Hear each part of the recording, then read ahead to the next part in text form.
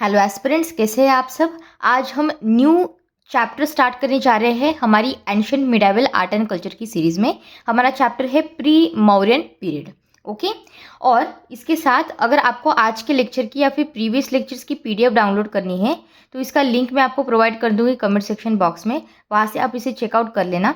ये जो नोट्स है वो prelims as well as mains integrated है, तो it will help you. Okay, तो आज जो हमारा फर्स्ट फोकस होगा वो होगा पॉलिटिकल बैकग्राउंड के ऊपर। किसका political background? Pre Mauryan period में स्पेशली हम देखेंगे राइज ऑफ मगध कैसे हुआ है और बिंबिसार कैसे हुआ है। वैसे तो मैंने प्रीवियस लेक्चर में आपको थोड़ी हिंट दे दी थी और हमने लास्ट क्लास में पूरा एक तरह से स्ट्रक्चर भी देख लिया था, तो आज हम थोड़ा सा डिटेल में देखेंगे। ओके, सबसे पहले हम देखते हैं कि इंपॉर्टेंट यहाँ पे चीज़ क्या है, आपको याद रखनी है। देखो, जब हम पर्टिकुलरली प्री मौर्यन पीरियड की बात करते हैं तो इसे हम देखते हैं एक ट्रांजिशन पीरियड की जैसे। ट्रांजिशन कैसे? देखो, हमने यहाँ पे सबसे पहले लैटर वैदिक पीरियड देखा था, अर्ली वैदिक पीरियड, उसके बाद लैटर वैदिक पीरियड।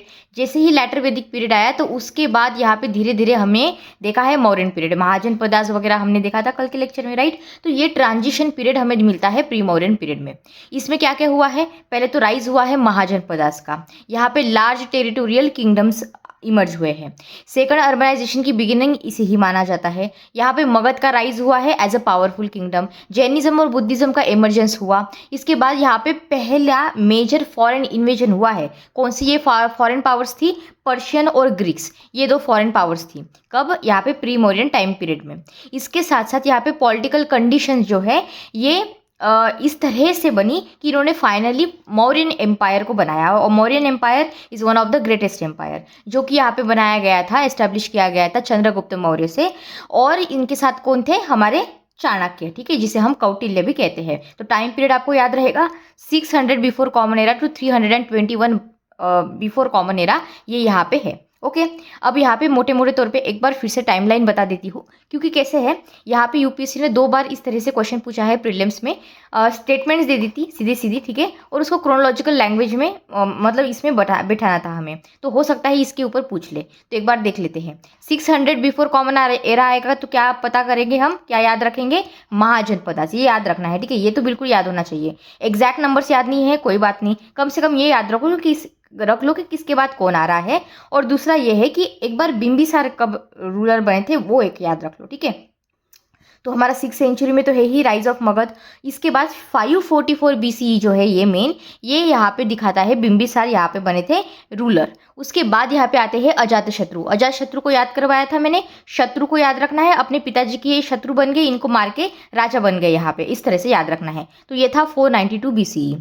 इसके बाद यहाँ पे उदयन आते हैं अजातशत्रु के बाद, तो फिर ये है 460। इन्होंने यहाँ पे क्या किया था, जो कैपिटल है वो शिफ्ट की थी पाटलिपुत्रा में। 413 BCE में आते हैं अपने शिशुनगा डायनेस्टी, ठीक है, मतलब शिशुनगा। और फिर आते हैं यहाँ पे 345 BCE जिसमें आती है नंदा डायनेस्टी, और हमने धनानंद के बारे में भी पढ़ा था कल। इसके साथ आता है 327 टू 325 BCE, यानी कि दो साल के लिए ये जो है टाइम पीरियड ये याद रख लेना। एक तो याद ये रख लिया आपने महाजनपदा का टाइम पीरियड, बिंबिसारा का टाइम पीरियड याद रख लिया, फिर देख लिया कि किसके बाद कौन आ रहा है। इसके बाद ये वाला याद रख लो कि अलेक्जेंडर का इन्वेजन कब हुआ था, तो ये हुआ था 327 टू 325 BCE का टाइम पीरियड। इसके बाद आपका जो 321 BCE है, ये है ए टाइम पीरियड जहाँ पे मौर्यन एम्पायर का बिगिनिंग स्टार्ट हो चुका है। ओके, अब यहाँ पे पॉलिटिकल बैकग्राउंड में थोड़ा सा डिटेल में देखते हैं। देखो, लैटर वैदिक पीरियड तो हमने पढ़ा है। लैटर वैदिक पीरियड कहाँ पे हुआ था, लोकेशन हमें याद है, नॉर्दर्न इंडिया में हुआ है। तो जैसे आफ्टर लैटर वैदिक पीरियड धीरे धीरे क्या हुआ, नॉर्दर्न इंडिया में जितने भी किंगडम्स थे वो डिवाइड होते रहे और न्यूमरस किंगडम यहाँ पे बने, ठीक है, और रिपब्लिक्स भी बने। तो कुछ किंगडम्स बने और कुछ रिपब्लिक्स बने, और यही यहाँ पे जो पॉलिटिकल यूनिट्स बने उसे हमने कहा महाजनपद। और हमने 16 टोटल महाजनपद कल के लेक्चर में देखे थे, और सोर्सेज भी हमने अच्छे से याद करवा लिए थे। जैसे कि जो हमारी बुद्धिस्ट सोर्सेस है उसमें अंगुत्तर निकाय, दीघ निकाय, महावस्तु और जातका स्टोरीज ये इंपॉर्टेंट हो जाती है। उसमें अंगुत्तर निकाय को तो बिल्कुल याद रखना है। जैन सोर्सेस में आती है आपकी भगवती सूत्रा और टिष्ट पर्वन। इसके बाद ब्राह्मणिकल सोर्सेस में आता है पुराण और महाभारता। ओके, अब महाजनपदा जो 16 है उसमें से ये 4 तो बिल्कुल भूलने ही नहीं है, इसको एकदम रट लो, ठीक है। मगधा, इसकी कैपिटल होगी राजगृह, और फेमस की कौन थे यहाँ पे? बिंबिसार, याद रहेगा। फिर आता है कोशाला। कोशाला की कैपिटल क्या थी? अयोध्या, या फिर आप बोल सकते हो श्रावस्ती। फेमस किंग कौन से है यहाँ से? प्रसन्नजीत है। उसके बाद आता है अवंती किंगडम, ठीक है। कैपिटल कौन सी है? उज्जैन है। और फेमस किंग कौन है? प्रद्योता। इसके बाद आता है वत्सा, ये कैपिटल कौन सी है? कौसंबी है। और उदयान यहाँ पे फेमस किंग है यहाँ से। तो ये जो 4 किंगडम है ये इंपॉर्टेंट बन जाते हैं। आप बोलोगे मैम क्यों ये इंपॉर्टेंट है? क्योंकि ये 4 किंगडम अपने आप में अपने एक साथ ही अपने आपस में ही झगड़े कर रहे थे, कंटिन्यू इनकी फाइट चल रही थी। किसके लिए? क्योंकि इनको यहाँ पे एस्टैब्लिश करनी थी अपनी पॉलिटिकल सुप्रीमेसी। और फिर अल्टीमेटली एक दूसरे के साथ झगड़े कर करके फाइनली मगध फाइनली विक्टोरियस यहाँ पे साबित हुआ। और एकदम आप ऐसे बोल सकते हो इसने फाउंडेशन रच ली सबसे बड़े एम्पायर की इन नॉर्दर्न इंडिया। ओके, अब राइज ऑफ मगधा में मैंने वैसे आपको पॉइंट्स बता दिए थे प्रीवियस लेक्चर में, लेकिन यहाँ पे मैंने थोड़े से सिस्टमैटिक वे में दिखा दिए हैं। क्यों ऐसे क्यों दिखाया है? क्योंकि आपको समझ में आए कि अगर इस तरह से कोई क्वेश्चन पूछा जाता है तो किस तरह से डायमेंशन में सोचना है और लिखना है। और सिंपल लैंग्वेज है, बिल्कुल कोई डिफिकल्ट वोकैबुलरी यहाँ पे आपको नहीं मिलेगी। अब कुछ इन्फॉर्मेशन है जो आपको याद रखनी है। अब देखो, जो मगध है मैंने आपको अभी बताया, ग्रेजुअली ये बहुत पावरफुल किंगडम बना है नॉर्थ इंडिया में, राइट। अब इसमें इस पर्टिकुलर चीज़ को लेके अर्लीस्ट रेफरेंसेस है, जैसे कि अथर्ववेद है, हमने देखा था अथर्ववेद, इसकी ये जो बात है यहाँ पे इसमें मेंशन की गई है। इसकी बात आता है किकाता, ये इसका प्रोनाउंसिएशन थोड़ा चेंज हो सकता है, बदल सकता है, लेकिन थोड़ा ध्यान रख लो स्पेलिंग के पॉइंट ऑफ व्यू से, किकाता या फिर किकाता। तो ये जो है बहुत सारे स्कॉलर्स ये कहते हैं कि ये भी एक तरह से रीजन है, अर्ली रीजन है जो मगध से एसोसिएट करता था। ओके, तो अर्लीस्ट रूलिंग हाउस यहाँ पे मेंशन किया गया है ट्रेडिशनल सोर्सेज जैसे बृहद्रथा डायनेस्टी। सबसे पहले हम रीजंस देख लेते हैं कि यहाँ पे मगध क्यों इतना पावरफुल बना। सबसे पहला इनको कुछ एडवांटेजेस मिले। सबसे पहला तो सबसे बड़ा एडवांटेज ये था कि इनकी स्ट्रैटेजिक जोग्राफिकल लोकेशन थी। ये ऐसे जगह पे लोकेटेड थे, it was in the middle of the Gangetic valley. इस वजह से क्या हो रहा था कि कनेक्टिंग रूट्स बहुत अच्छे से मिल रहे थे और ये कंट्रोल कर पा रहे थे यहाँ पे ईस्टर्न और वेस्टर्न इंडिया के कनेक्टिंग रूट से। इजी कम्युनिकेशन हो पाता था इस वजह से। और नेचुरल प्रोटेक्शन, मतलब आजू बाजू यहाँ पे हिल्स है, तो इन हिल्स की वजह से और रिवर्स की वजह से थोड़ा सा नेचुरल प्रोटेक्शन भी मिल जाता था। तो अगर कोई बाहर से आ रहा है हमला करने के लिए तो इनको ये पहले ही सावधान हो जाते थे। और बाकी के अगर हमला करने वाले हैं वो भी सोचते थे कि हम कैसे हमला करें, यहाँ पे तो नेचुरल प्रोटेक्शन वैसे ही मिल रहा है। तो ये एक स्ट्रैटेजिक लोकेशन का एडवांटेज इनको मिला। दूसरी बात है फर्टाइल एलुवियल सॉइल, जैसे मैंने आपको कल भी बताया था, गंगा के प्लेन में है ये। गंगा की प्लेन की सॉइल कैसी है? रिच एलुवियल सॉइल है यहाँ पे, मतलब कि एग्रीकल्चर की प्रोडक्टिविटी बहुत ज़्यादा होगी, फूड सरप्लस होगा, इस वजह से फिर पॉपुलेशन भी अच्छे से यहाँ पे ग्रो होगी। इन पॉपुलेशन को हम सपोर्ट कर पाएंगे, फिर अर्बनाइजेशन होगा और हम लार्ज स्टैंडिंग आर्मी तो रखेंगे ही। तो ये सारी चीज़ें इसकी वजह से हुई। रिच मिनरल रिसोर्सेज, पर्टिकुलरली कौन सा? Iron ore. आयरन ओर को तो भूलना ही नहीं है, यही एक ऐसा है बात, इस वजह से आप मगधा के सक्सेस में सबसे बड़ा हाथ आयरन ओर ने निभाया है। पर्टिकुलरली राजगीर और साउथ बिहार का जो रीजन है वहाँ से ये मिला है, प्लस कॉपर की डिपॉजिट्स भी मिले हैं। आयरन ने क्या किया यहाँ पे? इनसे हमने मतलब मगध में वेपन्स बने, एग्रीकल्चर टूल्स बने, मिलिट्री इक्विपमेंट्स बने, और इस वजह से ये मिनरल रिच वाला एक पॉइंट आप यहाँ पे याद रख सकते हो। दूसरी बात है फॉरेस्ट सोर्सेज की रिसोर्सेज की अवेलेबिलिटी, जैसे कि टिम्बर और वुड किस लिए? फोर्ट्स वगैरह बनाने के लिए। फ्यूल तो था ही, और एलिफेंट्स यहाँ पे यूज हुए थे बड़े पैमाने पे वॉरफेयर्स में। पर एक ऐसा था जहाँ पे ये अर्लीस्ट स्टेट है जहाँ एलिफेंट्स का यूज हुआ है वॉर में ऑन लार्ज स्केल, ठीक है। तो यहाँ पे स्ट्रॉन्ग ये रहा था कैलवरी इन्फेंट्री इसके अगेंस्ट। तो ये एक तरह से आप बोल सकते हो। इसके साथ साथ आप समझ पा रहे हो, अगर किसी एक पर्टिकुलर किंग के पास एलिफेंट्स है तो बाकी जो आगे वाला है जो हमला करना चाहता है, क्या वो थोड़ा सा डर नहीं जाएगा? देखो, एकदम से ना डर जाए, लेकिन कम से कम थोड़ा बहुत साइकोलॉजिकल तो उसके ऊपर इफेक्ट होगा ना, कि कैसे हम इसके ऊपर हमला कर दें, इनके पास तो हाथी है। तो वो एक तरह का साइकोलॉजिकल एडवांटेज भी इस पर्टिकुलर चीज़ ने यहाँ पे दिया था। तो ये एक यूनिक पॉइंट आप यहाँ पे लिख सकते हो।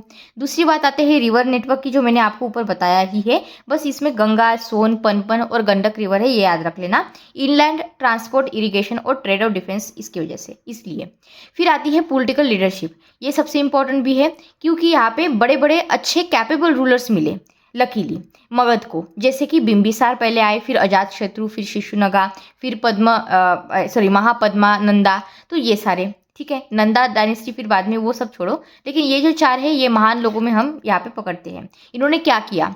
मगध कैसे बड़ा बना, तो इनकी एक्सपांशनिस्ट पॉलिसी रही थी। ये एफिशिएंट एडमिनिस्ट्रेशन करना जानते थे। ये डिप्लोमेसी का सहारा लेते थे, डिप्लोमेसी को यूज़ करते थे, और इन्होंने मिलिट्री का मॉडर्नाइजेशन किया था। और ये 4 इंपॉर्टेंट पॉइंट्स है जिसकी वजह से इसने यहाँ पे पॉलिटिकल लीडरशिप को और स्ट्रॉन्ग बनाया, और जिसने यहाँ पे मगध को स्ट्रॉन्ग बनाने में हेल्प की। फिर मैट्रिमोनियल अलायंसेस भी थे, जैसे कि मगध के रूलर्स ने अपने आप को स्ट्रॉन्ग बनाया थ्रू द मैरिजेस। ठीक है, मैरिज की एक बार अलायंस हो गई, फिर यहाँ पे इस वजह से कन्फ्लिक्ट कम हो जाएगा, और फिर हम इन्फ्लुएंस को यहाँ पे इन्फ्लुएंस भी बढ़ा सकते हैं पीसफुली वो भी। तो ये यहाँ पे मैट्रिमोनियल अलायंस का भी पॉइंट है। स्ट्रॉन्ग मिलिट्री ऑर्गेनाइजेशन मैंने आपको बताया, आयन का पॉइंट उसमें लिखना है, एलिफेंट का पॉइंट याद कर देना, ऐड कर देना उसमें। और यहाँ पे फोर्टिफाइड कैपिटल्स थी। मिलिट्री इनोवेशंस मैंने आपको ऊपर ही बताया है। अजात शत्रु के अंदर पर्टिकुलरली यहाँ पे मिलिट्री इनोवेशंस बहुत हुए हैं।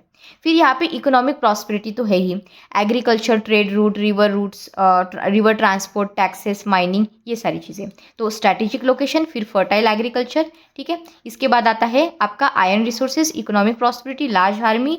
तो इस तरह से मैंने फ्लो चार्ट यहाँ पे लिख दिया है जिससे कि आपको सारी चीज़ें याद हो जाए। पर्टिकुलरली ये वाला याद रखना। ट्रेडिशनल बृहद्रथा डायनेस्टी आएगी, ट्रेडिशनल सोर्सेस में इसका मेंशन है। फिर यहाँ पे हर्यंका आएगी जो हमने कल देखा था, शिशुनगा, नंदा और मौर्य। ठीक है, बृहद्रथा का मैंने बताया आपको अभी, ट्रेडिशनल इसमें इसका मेंशन है।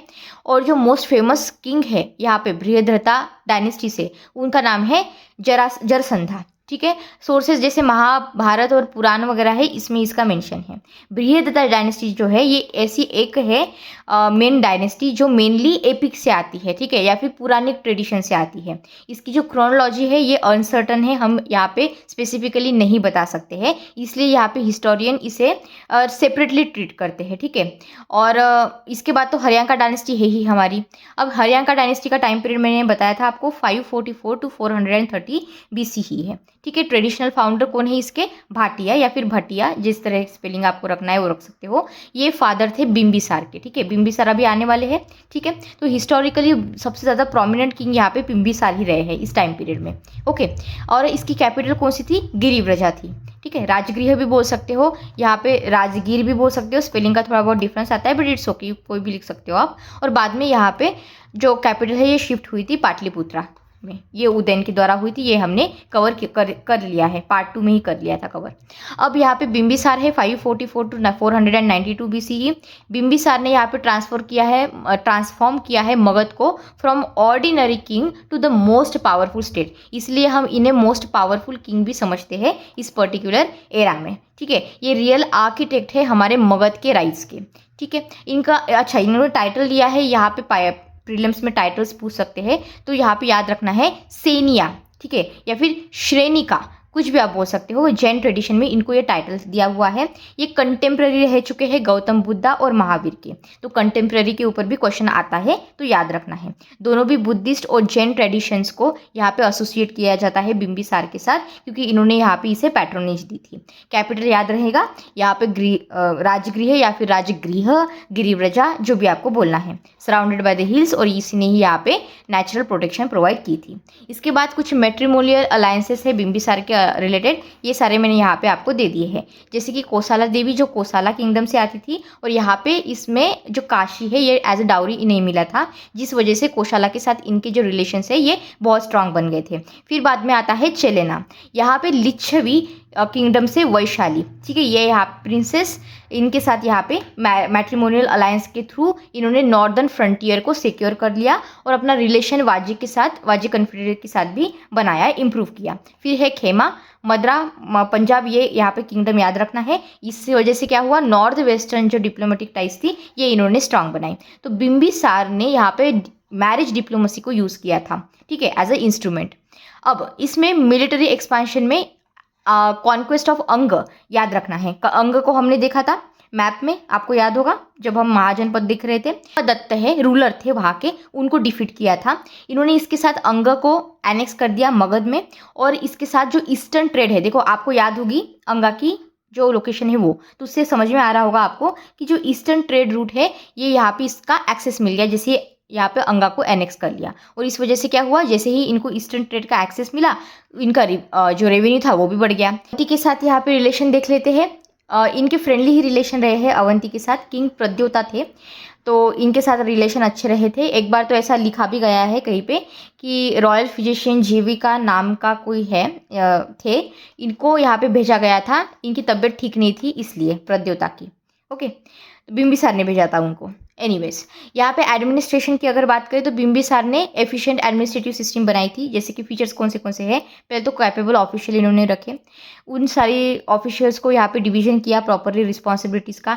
एडमिनिस्ट्रेटिव रिस्पॉन्सिबिलिटीज़ को डिसाइड करेगा, मिलिट्री कौन होगा, जुडिशियल फंक्शंस कौन करेगा, और रेवेन्यू कलेक्शन इस वजह से भी अच्छा रहा था। इसके साथ साथ इन्होंने सेंट्रल अथॉरिटी को स्ट्रांग बनाए रखा और इस वजह से यहाँ पे इन्हें एडवांटेज मिला। रिलीजियस पॉलिसी में याद रखना है कि ये पैट्रॉन थे बुद्धिज्म के और इन्होंने जैनिज्म को भी रिस्पेक्ट दिया है। टॉलरेंस अगर आपको देखना है तो आप इस एग्जाम्पल से यहाँ पे ध्यान में रख सकते हो कि इन्होंने डोनेट किया था वेनुवदा, तरह से बैम्बू ग्रोव है बुद्धिस्ट संघ को, ठीक है। और ये जो इनकी रिलीजियस पॉलिसी थी ये थोड़ी सी टॉलरेंट थी, ठीक है। ऑर्थोडॉक्स यहाँ पे आजू बाजू के लोग ऐसे थे, लेकिन as compare to other regions इनकी जो रिलीजियस पॉलिसी थी ये टॉलरेंस वाली थी और इसने भी बहुत ज़्यादा हेल्प किया पर्टिकुलरली इकोनॉमिक ग्रोथ में। अब इसमें अचीवमेंट्स देख लेते हैं बिम्बिसार के कौन से हैं। इन्होंने पहले तो मगध को कंसोलिडेट किया, इन्होंने डिप्लोमेसी का यूज़ किया, मैरिज अलायंसेस को इफेक्टिवली यूज़ किया, अंगा को एनेक्स किया और अपने ट्रेड को एक्सपांड किया, एडमिनिस्ट्रेशन को स्ट्रॉन्ग किया और मगध को as a leading power north India में एस्टैब्लिश किया। तो ये सारे जो अचीवमेंट्स है बिम्बिसार के ये आपको याद रखने हैं। यूपीएससी के प्रीलिम्स के फैक्ट्स मैंने यहाँ पे दे दिए हैं, अच्छे से याद रखना है आपको, ठीक है। ऑलराइट, अब हम यहाँ पे अजातशत्रु के बारे में पढ़ लेते हैं। अजातशत्रु या फिर अजताशत्रु ये भी कह सकते हो, कुनिका बाकी के नाम है, याद रखना। क्या टाइम पीरियड है, 492 टू 460 BCE। डेट थोड़ी सी वैरी हो सकती है, तो ये यहाँ पे मैंने लिख दिया है। इंट्रोडक्शन में अब देख लेते हैं। अजातशत्रु मैंने बताया था सन थे ये बिम्बिसार के, अपने पिताजी को शत्रु बन गए ये इस तरह से याद रखना है।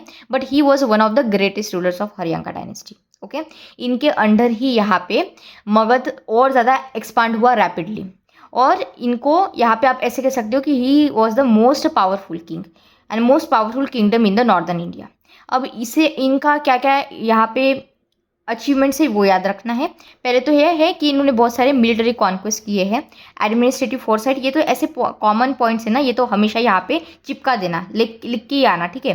दूसरा है मिलिट्री इनोवेशंस का पॉइंट। मिलिट्री इनोवेशन थोड़ा सा यूनिक हो जाता है when it comes to Ajatashatru.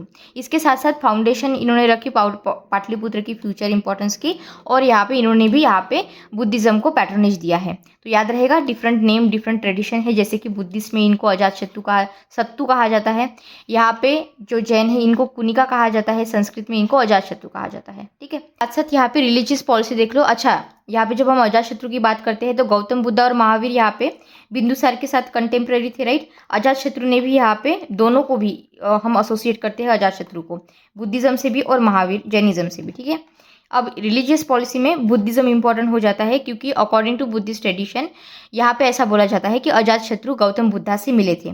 इन्होंने यहाँ पे बुद्धिस्ट संघा को सपोर्ट किया था और बहुत इंपॉर्टेंट रोल निभाया था, पर्टिकुलरली जब हम फर्स्ट बुद्धिस्ट काउंसिल की बात करते हैं तब, ठीक है। बुद्धा का जो महापरिनिर्वाण है ये इसके एसोसिएटेड है, ये हमने देखा था।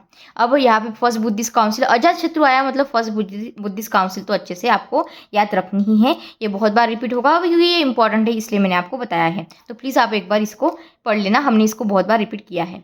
एक्सपांशन पॉलिसी इनकी रही थी, यहाँ पे इन्होंने अग्रेसिव एक्सपांशन किया था। कहाँ पे देखो, प्रिंसिपल कैंपेन इनके कोशाला, वाजी कन्फेडरेसी, काशी और बाकी के जो स्मॉल नेबरिंग रिपब्लिक्स है वहाँ पे थे। तो ये 2-3 नाम यहाँ पे याद रख लेना, ठीक है, कोशाला, वाजिब कन्फेडरेसी और काशी। इसके साथ साथ कोशाला के साथ जो वॉर है ये फेमस है। देखो काशी जो रीजन है इसके ऊपर यहाँ पे कोशाला के साथ डिस्प्यूट इनका रहा है।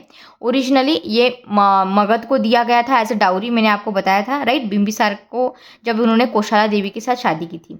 अब क्या हुआ, बिम्बिसार की डेथ हो गई और किंग प्रसन्नजीत जो है, जिसे हम पसेनादी भी कहते हैं, जो कोशाला के किंग है, हमने ये भी देखा है। तो इन्होंने काशी को रिकवर करने की कोशिश की और इस वजह से यहाँ पे ये प्रोलॉन्ग कॉन्फ्लिक्ट स्टार्ट हुआ था। अल्टीमेटली मगध ने फिर से इसके ऊपर यहाँ पे कंट्रोल ले लिया और फिर रिलेशन बाद में रिस्टोर हुए डिप्लोमेटिक सेटलमेंट से। वाजी कन्फेडरेसी के बारे में पढ़ लेते हैं। पहला तो है कैपिटल याद रखना, वैशाली। कैसे याद रखोगे, ये VA दोनों सेम है, तो इस तरह से याद रखना कि वाजी की जो कैपिटल है वो है वैशाली।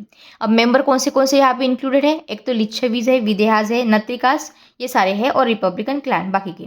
अब अजातशत्रु ने वज्जी के ऊपर क्यों अटैक किया था? रीज़न बहुत सिंपल है, पॉलिटिकल राइवलरी रही थी। इनको यहाँ पे गैंजेटिक प्लेन को बहुत फर्टाइल था, ऑफकोर्स इसके खुद के एडवांटेज थे, इस वजह से इनको ये कंट्रोल करना था, और ये स्ट्रैटेजिक इंपॉर्टेंस के लिए भी बहुत इंपॉर्टेंट था। अब यहाँ पे जो वैशाली है उसके लिए भी ये स्ट्रैटेजिकली इंपॉर्टेंट था। तो समझ में आ रहा है, दोनों के लिए भी यहाँ पे कुछ ना कुछ ये रीजन इंपॉर्टेंस पकड़ता है, और इसलिए फिर फाइनली यहाँ पे कन्फ्लिक्ट स्टार्ट हो गया। अब duration of war total 16 years तक, 16 साल तक पूरा वॉर चला है। देखो कितना लंबा चला है। अब why was the war difficult, ये आपके दिमाग में आया होगा, इतना लंबा क्यों, ऐसा क्यों? तो देखो, जो वाजी कन्फेडरेसी है ये यहाँ पे स्ट्रॉन्ग रिपब्लिक ऑर्गेनाइजेशन की जैसे रहते थे, ठीक है। इनका कलेक्टिव मिलिट्री स्ट्रेंथ था, और इनके यहाँ पे हमें दिखता था क्लैन की यूनिटी, ठीक है, और इनका फोर्टिफिकेशन बहुत अच्छा था। फिर यहाँ पे अजातशत्रु जीते कैसे, है ना? तो इन्होंने बहुत सारी चीज़ें की। सबसे पहले जो डिप्लोमेसी, इसमें इनके 2 मिनिस्टर आते हैं, एक का नाम है सुनिधा और दूसरे का नाम है वस्करा, या फिर आप वर्सकरा भी कह सकते हो इनको। इन्होंने यहाँ पे डिसेंशन क्रिएट किया। डिसेंशन का मतलब क्या होता है? स्ट्रॉन्ग डिसएग्रीमेंट या फिर शार्प डिफरेंसेस क्रिएट करना ओपिनियन के बीच, या फिर हाँ ऐसे आप समझ सकते हो। तो किस किस के बीच ये डिसेंशन क्रिएट हुआ है? लिच्छवीस के बीच और जो वाजी क्लैंस थे उनके बीच। इस वजह से क्या हुआ, उनकी जो यूनिटी थी पहले, यहाँ पे देखो हमने यहाँ पे एज अ एडवांटेज देखा था इनकी यूनिटी को, यहाँ पे इसके बीच इन्होंने डाली दरार। ये भी एक तरह से क्या है, डिप्लोमेसी ही है। रीजन यहाँ पे आता है मिलिट्री टेक्नोलॉजी का। हमें पता है अजातशत्रु यहाँ पे मिलिट्री टेक्नोलॉजी के लिए जाने जाते हैं। अब इसमें 2 कीवर्ड्स यहाँ पे अच्छे से आपको याद रखने हैं, जिसे सबसे पहला जो है वहाँ पे उसे हम कहेंगे महाशिला कंटका। अब ये क्या है? एक तरह से आप ऐसे कह सकते हो व्हीकल है जहाँ से आप बड़े बड़े पत्थर को फेंक सकते हो। अब इस वजह से क्या हुआ, जो इनका फोर्टिफिकेशन था, मैंने आपको ऊपर एडवांटेज बताया था कि इनका स्ट्रॉन्ग फोर्टिफिकेशन था, तो इससे आप यहाँ पे हर्ट कर पाए, ठीक है। तो ये एक तरह से हो गया। दूसरी बात क्या है? रथमुशला। अब इसका मतलब क्या होता है? ये एक तरह से शैरियट है, यहाँ पे ब्लेड्स लगाए गए हैं साइड से, ठीक है। तो ये भी यहाँ पे बहुत ज़्यादा हार्म कर सकता है एनिमी को। तो ये 2 चीज़ें इनोवेशन यहाँ पे अजातशत्रु के रिलेटेड है। अगर कहीं पे पूछ ले सिंपली कि व्हाट इज महाशिला कंटका, तो आपको पता होना चाहिए। अब यहाँ पे विक्ट्री का इंपॉर्टेंस क्या है? जैसे ही इन्होंने वाजी कन्फेडरेसी को जीत लिया, कॉन्क्वेस्ट कर लिया, तो मगध ने यहाँ पे उसके साथ साथ मतलब वो एनेबल हो सके कि वो वैशाली को भी यहाँ पे कॉन्क्वेस्ट कर ले, काशी को भी, और जो बाकी की टेरिटरीज थी उसे भी। और इस वजह से मगध और ज़्यादा डोमिनेंट पावर बना, स्पेशली यहाँ पे मिडल गैंजेटिक वैली की अगर हम बात करें तो। समझ में आया? तो इसका मैंने यहाँ पे टेबल में बता दिया है, रिवाइज कर लेना। अब एडमिनिस्ट्रेटिव मेजर्स में क्या है? अजातशत्रु ने ये रियलाइज कर लिया था जल्दी ही कि मगध को अगर स्ट्रांग रहना है तो इसका मतलब ये होगा कि इनका जो फ्रंटियर है, ये फ्रंटियर का डिफेंस स्ट्रांग करना जरूरी है। अब इसके लिए क्या किया इन्होंने? सबसे पहले तो इन्होंने फोर्टिफिकेशन स्टार्ट कर दिया राजगृह का। उसके बाद इन्होंने यहाँ पे पाटली में फोर्ट बनाना स्टार्ट कर दिया, क्योंकि ये स्ट्रैटेजिकली इंपॉर्टेंट विलेज था गंगा के ऊपर, और इस डिसीजन ने भी बहुत इनको हेल्प किया, ठीक है। और लेटर भी ये प्रूव हुआ कि हाँ ये क्रूशियल डिसीजंस थे और इससे बेनिफिट तो हुआ था। फिर बाद में आता है इंपॉर्टेंस ऑफ पाटली का। पाटलिपुत्र के देखो, पहले पाटली था, लेटर ये डेवलप होकर पाटलिपुत्र बना, ठीक है। फिर जो बाद में कैपिटल भी बना, ये आपको पता है, मौर्यस की। अब जो कैपिटल है गुप्तास की, यहाँ पे पाटलिपुत्र सिर्फ मौर्यस की कैपिटल नहीं है, ये गुप्तास की भी कैपिटल है। ये सिटीज है one of the most important cities when it comes to ancient India, जिसे हम हम्पी के बारे में पढ़ेंगे। तो यहाँ पे पाटलिपुत्रा इंपॉर्टेंट है। अब हम यहाँ पे अजातशत्रु के अचीवमेंट्स के बारे में एक बार रिवाइज कर लेते हैं। पहले क्या किया इन्होंने? जो मगध है उसे एक्सपांड किया फास्ट, रैपिडली और सिग्निफिकेंटली। उसके बाद इन्होंने वज्जी कन्फेडरेसी को डिफीट किया। यहाँ पे काशी को परमानेंटली एनेक्स कर लिया जो डाउरी में मिला था बिंबिसार को। फिर यहाँ पे इन्होंने एडमिनिस्ट्रेशन को स्ट्रांग बनाया, मिलिट्री इनोवेशंस किए, 2 कीवर्ड्स आपको अच्छे से याद रखने हैं, और यहाँ पे स्ट्रेटेजिक फाउंडेशन रखी पाटलिपुत्रा की एज पैट्रोनाइज्ड, और यहाँ पे बुद्धिज्म को भी पैट्रोनाइज किया। ओके, ये सारी चीज़ें हैं। देखो बिंबिसार और अजातशत्रु को यहाँ पे मैंने कंपेयर कर दिया है क्योंकि आपका रिविजन हो जाए इसलिए, ठीक है। उदयन या फिर उदयभद्रा के बारे में पढ़ लेते हैं। टाइम पीरियड याद रखना है 460 to 440 BCE approximate time period है। उदयन यहाँ पे सन है और सक्सेसर है अजातशत्रु के। अब देखो इनके पिताजी के जैसे ये ग्रेट कॉन्क्वरर नहीं थे, ठीक है, इन्होंने इतनी ज़्यादा कोई कॉन्क्वेस्ट वगैरह नहीं की है, लेकिन फिर भी इनको सिग्निफिकेंट इसलिए माना जाता है क्योंकि इनका एडमिनिस्ट्रेटिव साइड से बहुत इंपॉर्टेंट रोल है, ठीक है। इन्होंने एडमिनिस्ट्रेटिव डिसीजंस बहुत लिए हैं अच्छे। जैसे कि इनका जो ग्रेटेस्ट अचीवमेंट रहा है वो ये है कि इन्होंने फाउंडेशन रचा पाटलिपुत्र का, सब्सटेंशियली इसे डेवलप किया है, पर्टिकुलरली जो गंगा और सोन रिवर का कन्फ्लुएंस होता है वहाँ पे। और लैटर ट्रेडिशंस तो ये भी कहते हैं कि ये एसोसिएटेड है with that of the Gandak river system, ठीक है। तो यहाँ पे सिटी की स्ट्रैटेजिक इंपॉर्टेंस रखते हुए इन्होंने यहाँ पे फाउंडेशन बनाया। तो पाटलिपुत्र क्यों इंपॉर्टेंट हुआ? एक्सीलेंट रिवर ट्रांसपोर्ट, अभी हमने ऊपर देखा। दूसरी बात क्या है, इसकी वजह से क्या होगा? नेचुरल डिफेंस मिल जाएगा यहाँ पे। इस वजह से क्या होगा? आप ट्रेड रूट को कंट्रोल कर पाओगे, फर्टाइल हिंटरलैंड भी बनेगा और एडमिनिस्ट्रेटिव कन्वीनियंस भी हो जाएगी। और इन सारे एडवांटेजेस की वजह से लैटर ये जो पाटलिपुत्र है ये मौर्यन का भी कैपिटल बनता है और गुप्ता का भी कैपिटल बन जाता है। अर्लियर कैपिटल कौन सा था? राजगृह था, बाद में न्यू कैपिटल पाटलिपुत्र बना है। फोर्टिफिकेशन के लिए उदय ने यहाँ पे फोर्टिफिकेशन भी बहुत स्ट्रॉन्ग किए थे, रिवर फोर्ट्स पर्टिकुलरली, ठीक है। तो ये क्या करते थे? रिवर फोर्स यहाँ पे डिफेंसिव पोजीशन प्रोवाइड करते थे। जब हम यहाँ पे उदयन को कंपेयर करते हैं विद दैट ऑफ द बिंबिसारा और अजातशत्रु, तो ये आप ऐसे कह सकते हो कि ही इज लाइक अंडररेटेड, ठीक है, ओवर शैडो हो जाते हैं। लेकिन फिर भी ही इज वाइज इंपॉर्टेंट, क्योंकि इन्होंने पाटलिपुत्र को इस तरह से बना दिया कि फिर बाद में पाटलिपुत्र ने शेप किया है पूरी पॉलिटिकल हिस्ट्री को इन फ्यूचर, ठीक है, थाउजेंड्स ऑफ ईयर्स के लिए। इसलिए उदयन का नाम यहाँ पे अमर है। अब यहाँ पे हम हरियंका डायनेस्टी के जो लैटर रूलर्स थे उसके बारे में जान लेते हैं। देखो, उदयन यहाँ पे लास्ट स्ट्रॉन्ग इन्फ्लुएंशियल किंग है, ऐसा आप कह सकते हो, क्योंकि इनके बाद जो भी किंग्स आए हैं हरियंका डायनेस्टी में वो सारे के सारे वीक रहे थे, ठीक है। कुछ ट्रेडिशनल सोर्सेस है जो इसके बारे में बताते हैं, जैसे कि अनिरुद्धा है या फिर अनिरुद्धा, आप जो भी अनिरुद्धा जो स्पेलिंग है वो याद रख सकते हो। फिर मुंडा और नासका, ठीक है, ये जो रूलर्स है ये यहाँ पे वीक रूलर्स थे, इनका ट्रेडिशनल सोर्सेस में नाम है। तो these rulers the ability to maintain the growing empire. तो इस तरह से यहाँ पे हरियंका डायनेस्टी का एंड हो जाता है। जो लास्ट रूलर रहे थे उनका नाम है नगदासका, और ये अनपॉपुलर रहे हैं। बुद्धिस्ट क्रॉनिकल्स में यहाँ पे ऐसा बोला जाता है कि लोगों ने यहाँ पे रिवोल्ट स्टार्ट कर दिया था, और इनके ही जो मिनिस्टर है जिनका नाम है शिशुनगा, इन्होंने यहाँ पे थ्रोन के ऊपर ये आ गए थे। तो ये यहाँ पे ट्रेडिशनल सोर्सेस है, जो बुद्धिस्ट क्रॉनिकल्स है उससे हमें पता चलता है। तो इस तरह से हमारा हरियंका डायनेस्टी खत्म हो गया। तो बिंबिसार, अजातशत्रु, उदयन, अनिरुद्धा, मुंडा, ठीक है, नगड़ासका, और जो भी ये प्रोनाउंस आप करते हो, ठीक है, और शिशुनगा डायनेस्टी इसमें आ गई, ठीक है। अब टाइमलाइन यहाँ पे मैंने दे दिया है आपके लिए रिवीजन करने के लिए हरियंका डायनेस्टी का। इंपॉर्टेंट कुछ यूपीसी के प्रीलिम्स के फैक्ट्स है वो भी यहाँ पे मैंने दे दिए हैं, और मेंस के रिलेटेड भी इंपॉर्टेंट चीज़ें यहाँ पे प्रोवाइड आपको कर दी है। अब शिशुनगा डायनेस्टी में क्या याद रखेंगे हम? टाइम पीरियड सबसे पहले याद रखेंगे। शिशुनगा डायनेस्टी का टाइम पीरियड है 413 या फिर 412 बोल लीजिए आप, टू 345 और 344 बिफोर कॉमन एरा। जो क्रोनोलॉजी है शिशुनगा डायनेस्टी की ये हमेशा चेंज होती रहती है, पुराण्स में अलग दी हुई है, बुद्धिस्ट क्रॉनिकल्स में या फिर मॉडर्न हिस्टोरियंस भी अलग अलग तरह से मानते हैं। जो यूपीएससी मानेगा हम उसे मानेंगे, सही बात है, ठीक है। अब यहाँ पे शिशुनगा के बारे में पढ़ लेते हैं। शिशुनगा का राइज कैसे हुआ? देखो, यहाँ पे वीक रूलर्स थे हरियंका डायनेस्टी में। लैटर यहाँ पे नगदासका जो है ये भी रहे थे। पॉलिटिकल इंस्टेबिलिटी बढ़ रही थी मगध में बहुत ज़्यादा। और यहाँ पे श्रीलंकन बुद्धिस्ट क्रॉनिकल है जिसका नाम है महावामसा एंड दीपवामसा, ठीक है।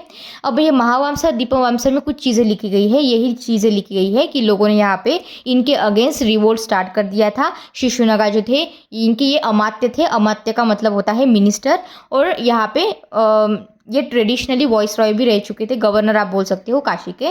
तो इनको यहाँ पे न्यू किंग के जैसे लाया गया, और इनकी ही नाप से फिर यहाँ पे हमारी बनी Shishunaga dynasty after the Haryanka dynasty, ठीक है। शिशुनगा के बाद यहाँ पे आता है कालाशोका, या फिर आप काकावर्ना भी कह सकते हो। अब इसमें अचीवमेंट्स इनकी क्या रही थी? सबसे पहले तो है अवंती का एनेक्सेशन किया था शिशुनगा ने, डिफीट किया था प्रद्योत्या डायनेस्टी को, ठीक है। प्रद्योता जो किंग है डायनेस्टी ऑफ अवंती। अब इसकी इंपॉर्टेंस क्या है? सबसे पहले तो ये है कि जो बहुत सालों से, सेंचुरी से एक्चुअली, जो राइवलरी चली आ रही थी मगध और अवंती के बीच, उसको इन्होंने ख़त्म किया। इसके बाद इन्होंने जो पूरा मिडल गैंजेटिक रीजन था, जो मगध के अंदर आता था उसको यूनिफाई किया। इसके बाद इन्होंने मगध का जो स्ट्रॉन्गेस्ट वेस्टर्न राइवल थे उनको भी ख़त्म कर दिया। इसके बाद इनका एडमिनिस्ट्रेटिव मेजर्स में भी इंपॉर्टेंट रोल है, जैसे कि कुछ ट्रेडिशनल अकाउंट्स है जो ये मेंशन करते हैं कि इन्होंने वैशाली को रिस्टोर किया था as a important administrative centre. इसके साथ साथ इन्होंने यहाँ पे राजगृह या फिर आप राजगृह बोल सकते हो, इनके साथ अपने जो टाइज है उसको स्ट्रॉन्ग करना स्टार्ट कर दिया। ठीक है, इस वजह से क्या हुआ, मगध का जो एडमिनिस्ट्रेशन था वो भी स्ट्रांग बना। इसके बाद पॉलिटिकल इंपॉर्टेंस आता है जिसमें इन्होंने एनेक्सेशन किया था अवंतिका, और मगध यहाँ पे पॉलिटिकल पावर बन के इमर्ज हुआ नॉर्दर्न इंडिया में। काला अशोका के बारे में याद रखना, काकावरना भी बोल सकते हैं, तो ये सक्सेसर रहे हैं शिशुनागा के, हमने ऊपर देखा था। प्लेस यहाँ पे, अच्छा ये क्यों इंपॉर्टेंट है काला अशोका, क्योंकि हम बात करते हैं यहाँ पे सेकंड बुद्धिस्ट काउंसिल की जो हमने देखी थी, वैशाली में यहाँ पे हुआ था। अप्रॉक्सीमेट 383 BCE का टाइम पीरियड है और यहाँ पे इन्होंने पैट्रोनेज दिया था। पर्पस क्या था काउंसिल का, इसमें सेकंड काउंसिल में यहाँ पे इनको डिस्प्यूट सेटल करना था, जो कि जिसे हम कहते हैं मोनास्टिक डिसिप्लिन विनय, जो डिसिप्यूट हुआ था बुद्धिस्ट में, कि मतलब आपकी जो बुद्धिस्ट रूल्स है उसकी इंटरप्रिटेशन के रिलेटेड, जो हमने देखा भी था। तो ये सारी चीज़ें यहाँ पे हुई थी। Second Buddhist council then resulted in increasing differences within the Buddhist sangha, और इवेंचुअली फिर यहाँ पे इमर्जेंस हुआ था बुद्धिस्ट स्कूल्स का, जो हमने देखा भी था। और इस तरह से यहाँ पे एंड हो जाता है डायनेस्टी का। ट्रेडिशनल अकाउंट ये सजेस्ट करता है कि जो काला अशोका है इनको असैसिनेट किया गया था। ठीक है, कंस्पिरेसी रची गई इनके अगेंस्ट और फिर बाद में असैसिनेट करा दिया। अब इनके बाद आता है हमारा नंदा डायनेस्टी, जो कि इंपॉर्टेंट भी है, हमें पता होना चाहिए। तो शिशुनागा डायनेस्टी के बारे में यहाँ पे मैंने लिख दिया है, नंदा डायनेस्टी के बारे में पढ़ लो। 344 BCE टू 321 BCE यहाँ पे ये स्टार्ट हो जाता है। नंदा ने ट्रांसफॉर्म किया है मगध को इनटू द लार्जेस्ट और वेल्दीएस्ट एम्पायर इन इंडिया। ठीक है, मौर्यस के पहले। अब ये रिप्रेजेंट करता है final stage of Magadha's rise before the establishment of Mauryan empire. Importance क्या है नंदास का, देखो मगध को एक्सपांड किया इन्होंने ग्रेटेस्ट प्री मौर्यन एक्सटेंट तक, सबसे ज़्यादा अब ये मगध अपने चरम पे है। ठीक है, नंदा के टाइम पीरियड में, प्री ऑफ कोर्स मौर्य में भी होगा, लेकिन मौर्यन आने से पहले की बात कर रही हूँ मैं। इसमें इन्होंने बहुत सारी ट्रेजरी, एनॉर्मस ट्रेजरी बिल्ड की थी during the time period, plus इनकी सबसे ज़्यादा लार्जेस्ट स्टैंडिंग आर्मी हमें मिलती है। हम कहीं पे भी पढ़ते हैं इनकी सबसे ज़्यादा स्ट्रॉन्गेस्ट स्टैंडिंग आर्मी रही थी। प्लस इन्होंने पॉलिटिकल फाउंडेशन को यहाँ पे बनाया, और यही पॉलिटिकल फाउंडेशन है जो इनहेरिट किया था चंद्रगुप्त मौर्य ने। यहाँ पे फाउंडर का नाम याद रहेगा आपको, महापद्मनंदा, धनानंद नहीं है, महापद्मनंदा है यहाँ पे इनके founder. According to different traditions इन्होंने यहाँ पे ओवरथ्रू किया था शिशुनागा रूलर को। ठीक है, और अपनी नंदा डायनेस्टी को एस्टैब्लिश किया था। ओरिजिन क्या है महापद्मनंदा का, तो देखो कुछ सोर्सेस है जैसे कि पुराण, यहाँ पे पुराण में ये बोला गया है कि ये सन रहे थे लास्ट शिशुनागा किंग के। ठीक है, और शूद्र वुमन के, ऐसा बोला जाता है। ठीक है, पुराण में वी डोंट नो एग्जैक्टली सच है कि नहीं है। दूसरा जैन ट्रेडिशन जो है उसमें ये बोला जाता है कि ये बार्बर के सन रहे थे, और बाद में जो मॉडर्न हिस्टोरियंस है ये बोलते हैं कि जो इनका एग्जैक्ट ओरिजिन है ये अनसर्टन है। ऑफकोर्स जो ओरिजिन है इसके ऊपर कोई क्वेश्चन नहीं पूछेगा, लेकिन मैं इसलिए बता रही हूँ क्योंकि फिर आपको याद रखने में स्टोरी के फॉर्मेट में जब आप पढ़ते हो तो और चीज़ें अच्छे से याद रहती है, इसलिए मैंने आपको बता दिया। अंदाज यहाँ पे इंपॉर्टेंट क्यों है, देखो पहले तो बात यह है कि ये नॉन क्षत्रिय रूलिंग डायनेस्टी है मगध की। इन्होंने सेंट्रलाइज बनाया मगध को, एम्पायर को, और इनके जो इमीडिएट प्रेडिसेसर्स है ये है मौर्यस। तो मौर्यस की वजह से भी हमें नंदास के बारे में पता होना ज़रूरी है। ठीक है, तो कॉन्क्वेस्ट में हम याद करेंगे कि मगध के कॉन्क्वेस्ट इंपॉर्टेंट कौन से हैं। देखो पुराण जो है उसमें ही सबसे ज़्यादा इन्फॉर्मेशन यहाँ पे दी हुई है। तो यहाँ पे पुराण और हाथी गुम्फा इंस्क्रिप्शन जो है, हाथी गुम्फा के बारे में हम पढ़ेंगे, पर अभी के लिए बस इतना याद रखो कि पुराण है और हाथी गुम्फा इंस्क्रिप्शन है। यहाँ पे ये लिखा गया है कि इन्होंने कॉन्क्वेस्ट किया था, कुछ किंगडम्स कॉन्क्वेस्ट किए थे, पर्टिकुलरली कलिंगा और कोशाला को, और large part of northern India. बहुत से ऐसे हिस्टोरियंस है ये बिलीव करते हैं कि ये इनका जो इन्फ्लुएंस है ये डेक्कन तक, ठीक है, डेक्कन के कुछ पार्ट्स तक रहा था। ओके, इतना ज़्यादा यहाँ पे इनका इन्फ्लुएंस था, ऐसा आप समझ सकते हो। अब यहाँ पे कलिंगा कॉन्क्वेस्ट का एविडेंस भी हमें मिलता है, पर्टिकुलरली हाथी गुम्फा इंस्क्रिप्शन से। हाथी गुम्फा इंस्क्रिप्शन ऑफ खारवेल यहाँ पे मेंशन करता है कि नंदा की एक्टिविटी रही थी कलिंगा में, और वहाँ पे हमें ये पता चलता है कि नंदा ने यहाँ पे इनका प्रेजेंस रहा होगा, इनकी अथॉरिटी रहा होगी बिफोर खारवेलाज रेन। इस तरह से हमें थोड़ा बहुत जो इन एविडेंस है वो मिल जाता है। अब एडमिनिस्ट्रेशन और इकोनॉमी की अगर हम बात करें तो नंदा ने यहाँ पे अपने आप को स्ट्रांग बनाया through strong administration, efficient taxation, इनकी ब्यूरोक्रेसी भी लार्ज थी और रॉयल ट्रेजरी तो थी ही इनकी। अब इकोनॉमिक प्रॉस्पेरिटी भी इनकी उस वजह से बढ़ी, ठीक है। एनॉर्मस वेल्थ मैंने आपको ऊपर ही बताया था, फर्टाइल एग्रीकल्चर है, टैक्स बहुत अच्छे से यहाँ पे कलेक्ट कर रहे हैं, ट्रेड हो रहा है, माइनिंग हो रही है, टेरिटरी का एक्सपेंशन हो रहा है, तो ऑफकोर्स इकोनॉमिक प्रॉस्पेरिटी तो बढ़ेगी ही, राइट।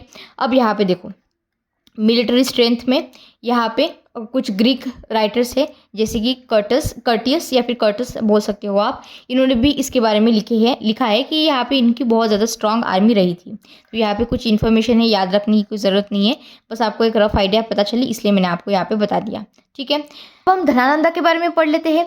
देखो ये लास्ट रूलर रहे हैं नंदा डायनेस्टी के। अब कुछ ग्रीक राइटर्स है जो इनको कुछ अलग नाम से बुलाते हैं, जैसे एग्रेमस और जैंड्रमस, इस तरह से इनका नाम बुलाया जाता है धनानंद के लिए। अब कैरेक्टरिस्टिक फीचर इसका ये है कि देखो मगध एम्पायर तो बहुत बड़ा था, ये तो आप मानते हो, तो उसे कंट्रोल करना अपने आप में बहुत बड़ी बात है। तो इतने वास्ट एम्पायर को इन्होंने कंट्रोल किया, एनॉर्मस वेल्थ को पजेस किया, प्लस यहाँ पे ह्यूज स्टैंडर्ड आर्मी को भी मेंटेन किया। और धनानंद इसलिए भी इंपॉर्टेंट बन जाते हैं क्योंकि अलेक्जेंडर ने जब इंडिया को इन्वेड किया था, पर्टिकुलरली नॉर्थ वेस्टर्न इंडिया में, तो यहाँ पे यही रूल कर रहे थे, तो इसलिए भी धनानंद यहाँ पे इंपॉर्टेंट बन जाते हैं। लेकिन यहाँ पे सवाल आता है कि why did Dhanananda become unpopular. तो देखो सबसे पहली बात, कुछ ट्रेडिशनल सोर्सेस है जो ये बताते हैं कि ये बहुत ज़्यादा हैवी टैक्सेशन रखते थे, ऑपरेसिव मेथड होती थी इनकी रेवेन्यू कलेक्शन की, और बहुत ही एरोगेंट एडमिनिस्ट्रेशन इनका रहा था, और इस वजह से इन्होंने अपोजिशन भी फेस किया है पावरफुल ग्रुप से। और यही सारे फैक्टर्स भी है जो कहीं ना कहीं वीक करते हैं इनका public support for the dynasty, ठीक है। और ये एक तरह से थोड़ा आप बोल सकते हो ट्रिगरिंग पॉइंट भी रहा था, जिसने कंट्रीब्यूट किया था डायनेस्टी के फॉल के लिए। अब देखो चाणक्य के बारे में तो हमें पता है, चाणक्य यानी कि कौटिल्य। अब इन्होंने क्या, ऐसी स्टोरी है यहाँ पे बोला जाता है कि इन्होंने इंसल्ट कर दिया था नंदा को, धनानंदा को कोर्ट में, अकॉर्डिंग टू द ट्रेडिशन। अब इन्होंने, कौटिल्य ने या फिर चाणक्य ने यहाँ पे चंद्रगुप्त मौर्य को सपोर्ट किया।